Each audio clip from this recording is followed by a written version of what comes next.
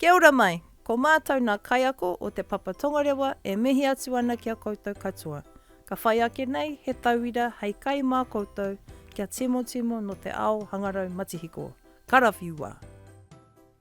Ko scratch tēnei, no te paitukutuku utu kore hoki. He pai tēnei hei mahi whakaaro hātepe, ā kia hanga pangawaehere no te waihanga papatono rorohiko.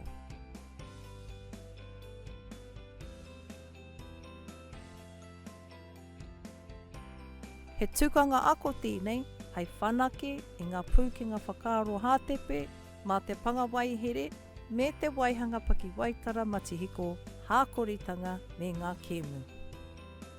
Mā te pangawaehere o scratch, e āhai ana ngā kaituhi waihere ki te whakahoahua, ki te whakamātau, ki te patuiro, ā ki te whakaoti rāpanga hoki.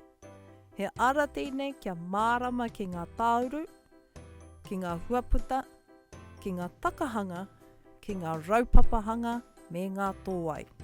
Anei tētahi tauira, ko scratch ngeru e tūtaki ana i a matariki whetū.